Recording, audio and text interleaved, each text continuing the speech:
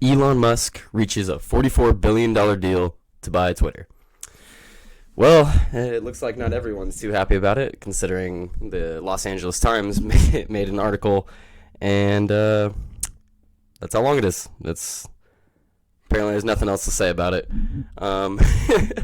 Of course, not everyone's bummed out about it. There's quite a few people that are quite happy about it, myself included. I think Twitter has been a really nice place to go on and enjoy political discourse, I guess you could say. Yesterday, news broke that Twitter is going to accept Elon Musk's bid to buy the company. Following that, of course, leaving Twitter is trending. Will people leave Twitter? Probably not. Did people move to Canada when Trump became president? No, not a lot. Not really. So, we'll see. But if you're really thinking of leaving Twitter because Elon Musk purchased Twitter, I don't know what to tell you, because what is he going to do that's going to make Twitter worse? He's going to make it to where people can speak more freely? I like that. Let's see. Over a month ago, about a month ago, Elon Musk made this tweet here. He said, free speech is essential to a functioning democracy. Do you believe Twitter rigorously adheres to this principle? Overwhelmingly no. And I'd have to agree, because Twitter does not. I do not believe Twitter rigorously adheres to free speech. They don't. They just simply don't. The reason Elon Musk even put out this tweet was because the Babylon Bee was, I believe, a week, if not sooner, before this tweet was banned for misgendering. I believe it was Leah Thomas, which is a man swimming on the women's team. So I don't know how they got banned for misgendering him when it's a him, but that's just how Twitter has been. That Twitter's been like that for a while now, and people have been getting sick of it, including Elon Musk. Elon Musk got sick of it. The consequences of this poll will be important. Please vote carefully. March 25th. Well, we're a month on now, and he bought Twitter. So let's hope that he can actually make a difference here, because Twitter is the town square now. Where do you go where you can publicly speak your mind and talk to politicians, talk to actors, talk to all kinds of celebrities, and be able to voice your opinion on an array of topics? I can't think of anywhere else. I really can't, because Facebook blocks it, Instagram blocks it, everywhere does. Twitter even was blocking a lot of this stuff. And the main problem with Twitter is, I'll pull it up right here over on the Daily Wire. They show this tweet here from, I'm going to butcher this name, Hailil Nirer. Yeah, I probably butchered that. But says here, I fear Elon Musk could undermine the ideological diversity, equity, and inclusion at Twitter, which currently maintains a careful balance of 98.7% for one side. Well, I don't know about you, but that doesn't seem really fair there. When how are you gonna have a Times Square when 98.7% is for one side? And what he means by that is Twitter always leans to the left. They don't hardly ban people on the left, because people on the left agree with what they have to say. They have the same values. But Republicans or conservatives, whatever you want to call them, they have differing opinions, and instead of debating those opinions, they're just taking them off the website. Because why have discourse? Why have conversation with other people when you can just ban them and say that their opinions are wrong and never have to confront them? Why would you ever have to confront them? CNN writes here that they seem to be a little not too what's the word I'm looking for? They aren't too happy that Elon Musk has bought for Twitter. What Musk means for Twitter, they write here. Who is this written by?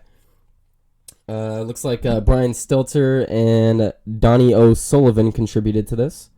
I don't know if there's any other writers. Oh, by Claire Duffy. Okay. So Claire Duffy, they all say, whoever wrote this part, Musk is both a high-profile Twitter user and a controversial one.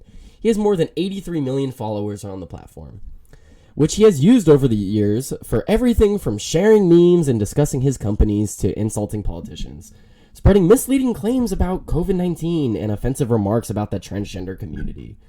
Spreading misleading claims about COVID-19. I'd like to see that. Where has he spread misleading claims about COVID-19? Because if he's talking about vaccinations, I mean, there's a lot of claims that were supposed to be misleading, and then they turned out to just not be talked about anymore because they weren't misleading, such as how effective masks are or how effective vaccines are. But of course, I can't talk about stuff like that because I don't want to get banned off of YouTube. So I'm just gonna leave it at talk to your doctor about getting vaccinated. Just like Tim Pool and everyone else says, talk to your doctor about getting vaccinated. If you want to get vaccinated, go right ahead. But I don't know what they mean by misleading claims about COVID-19. I would like them to show what they're talking about there. And then making offensive remarks about the transgender community. What are offensive remarks about the transgender community? Because an offensive remark nowadays could be, I called a man because he has a penis, and that's hate speech. That's an offensive remark because that man wants to be a woman. Offensive remark. Sorry. Apologies. Musk has repeatedly stressed in recent days that his goal is to bolster free speech on the platform and work to unlock Twitter's extraordinary potential, which I agree. Twitter does have extraordinary potential. But when people like Alex Jones, James O'Keefe, Babylon B, Donald Trump are banned for having opinions that aren't even overtly bad opinions, they're just, well, maybe they are bad opinions. I'm not exactly sure what each one was banned for, but the bottom line for me is that nobody should be getting banned off of these platforms unless they're calling for the harming of another person.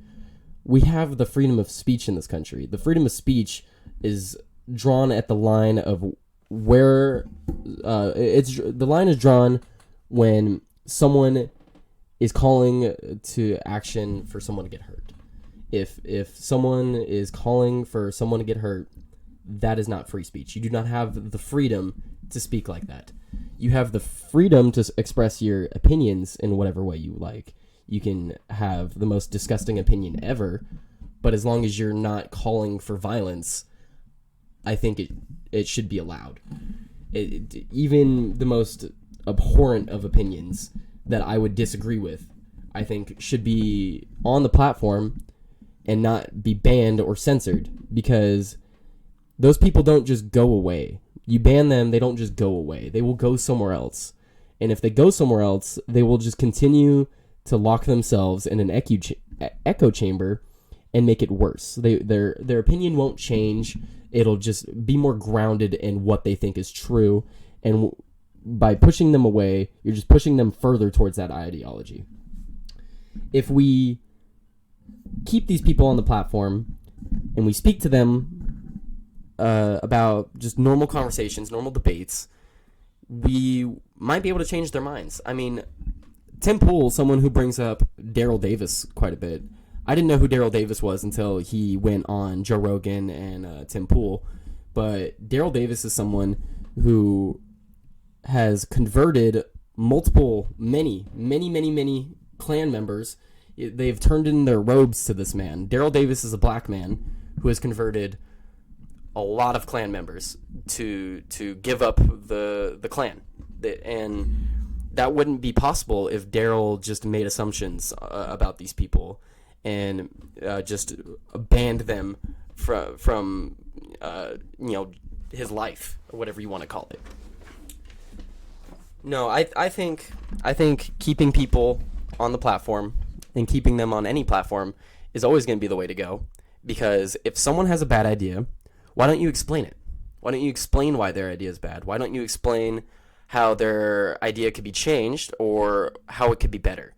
Why is it that when someone on Twitter has a bad opinion or a political opinion that doesn't go with the norm right now, they're immediately banned or they're harassed or whatever it is? But, it's just crazy to me. I'm not even sure where I'm going with this. It just blows my mind that people can't have conversations nowadays about anything. We can't even have a conversation nowadays about if a man's a man or if a woman's a woman. We can't. And I'm just hoping that Elon Musk in these coming days, coming weeks, however long it takes, we see some more freedom on this platform. I would love to see some of these people come back. Now, Donald Trump, according to Fox News, is not coming back. Not that I care. It would be kind of fun to see his tweets again, just because his tweets were kind of funny. But at the end of the day, it's whatever. Apparently, he's going to be using his own Truth Social. I skimmed through this a little bit. He's just talking about how he's over Twitter, and Twitter's boring now because a bunch of people left after he got banned, which is true. After Donald Trump got banned from Twitter, Twitter did get really, really boring, and it's been pretty boring ever since. But they'll keep the Maps people on Twitter. I still see those. So Donald Trump's not allowed, but Maps is. Which, if you aren't sure what Maps is, it's minor attracted persons. I forget what the S stands for because I do not care. But it's disgusting. Those things can stay on the platform, but someone calling a man cannot. And it's just funny to me that all these people are complaining that Elon Musk is going to bring freedom of speech back to the platform when you also get that freedom to speak. So if you don't like someone's opinion, say that. Say that and then tell them why they're wrong. And then maybe you can have a conversation. No one needs to insult each other. No one needs to get belligerent. No one needs to get angry about a lot of these topics. I really do like watching Tim Pool's podcast. I wish more people that disagree with him would go on there because of the conversations that are had there. It's just really interesting to me a lot of the time when they go on there because they'll have civil conversations, and you don't see that anymore. You only see that on places like Tim Pool. You only see that on places like Joe Rogan. It just doesn't happen anymore, and it's really sad because how are we going to move forward as a country if we can't sit down and talk to each other? I don't think we can. I really don't.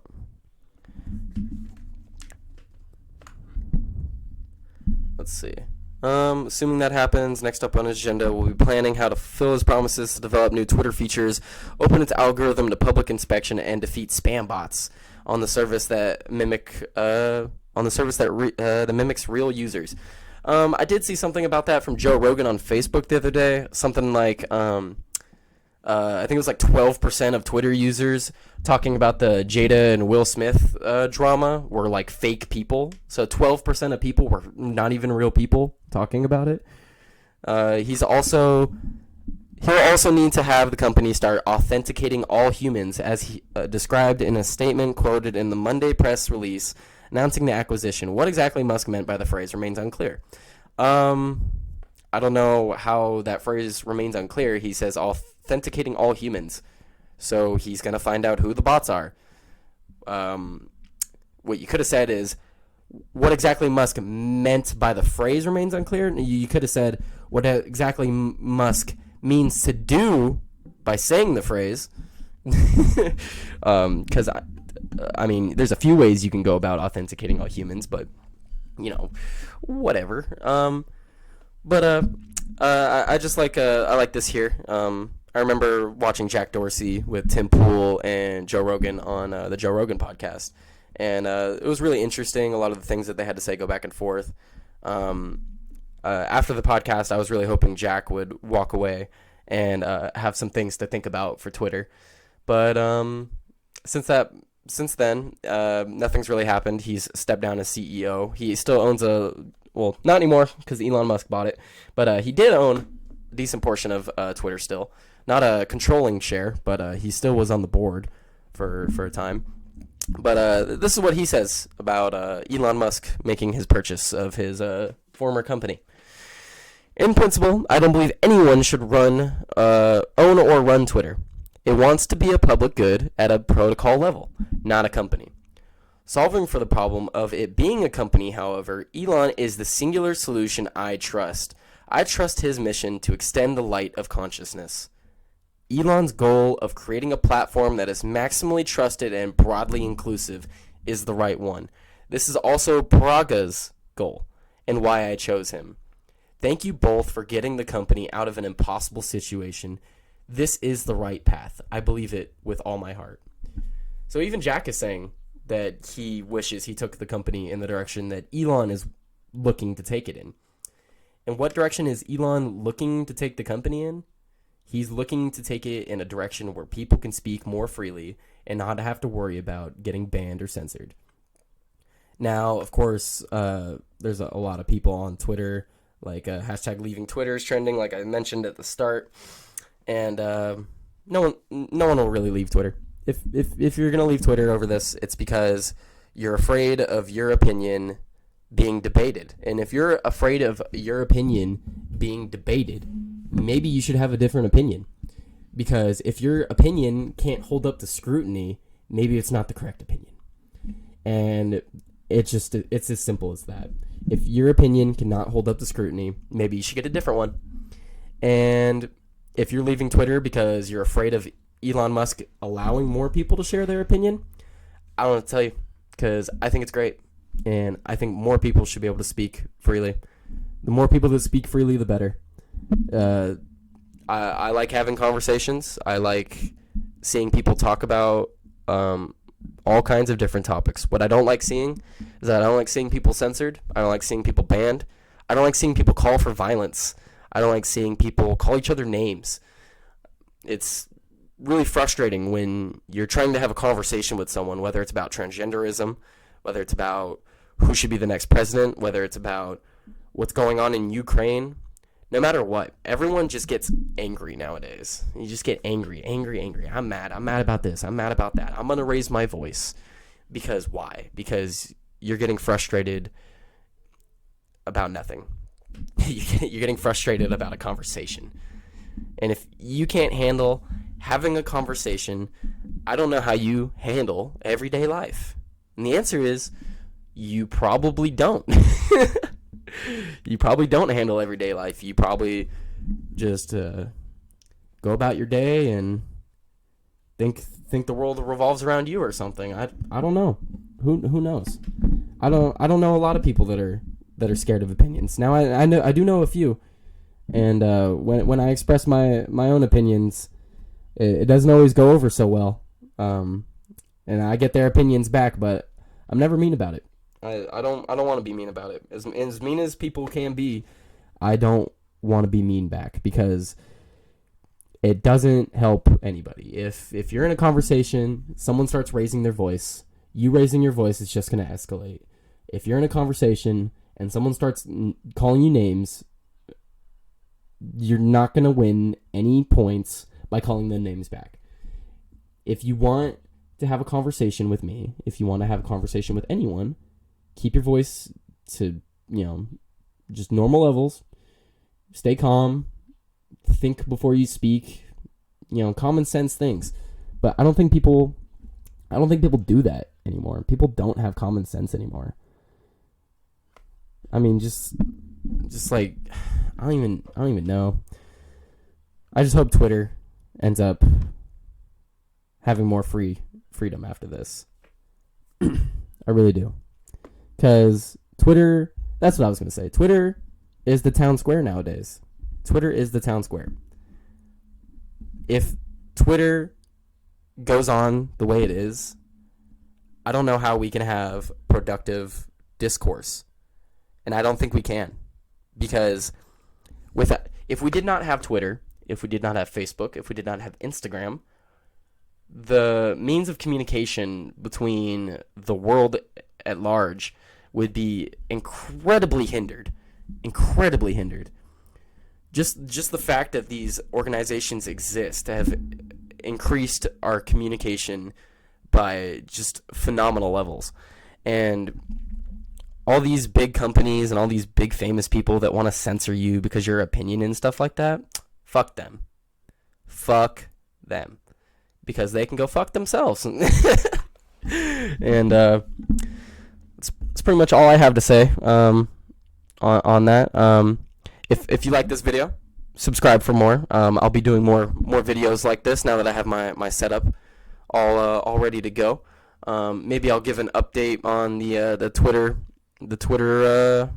what's going on with Twitter and Elon Musk. But right now, follow me on Twitter. Here's my Twitter here on the page. If you're watching on Rumble, you can subscribe on YouTube if you prefer YouTube. If you're watching YouTube, you can subscribe on Rumble if you prefer Rumble. And thank you. Peace.